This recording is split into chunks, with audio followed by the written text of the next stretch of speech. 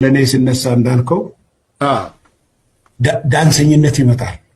ያው ሙርከኛ ማለት አዎ ሙርከኛና ዳንሰኛ ነው የሚመጣው። እግዚአብሔር ያሳይ። ሌላው ሙርከኛ ነው ለተባሉት የማረከው ሰው ይወጣ ብሎ ይናገር፣ እዚህ ቦታ ምናምን ብሎ እሱን ይናገር። ከዛ በተረፈ የኔ ባዮግራፊ ላይ ምርጥ የሆነ ነገር አቅርብልሃለሁ።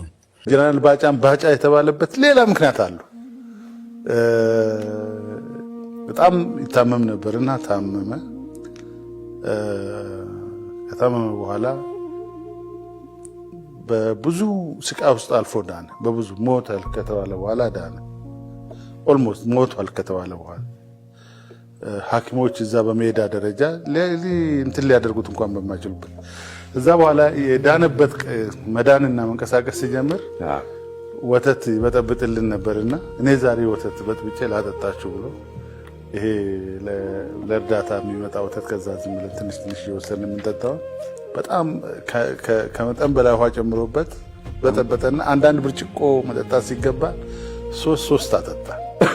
ስለዚህ አንዱ አንበጫበጭ ከዋለ እዛ ባጫ ሆነ።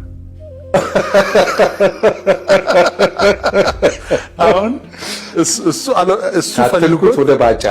ፈልጎት ባጫ በሉኝ ብሎ አይደለም አላለም። ወተቱን ስላንበጫበጨ ነው።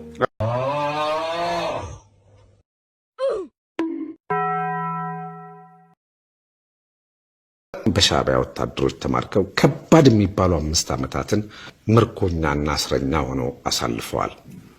እነዚያን ዓመታት እነዚያን ዘመናት እንዴት ተሻገሯቸው? በምን አቅም አለፏቸው? አላቅም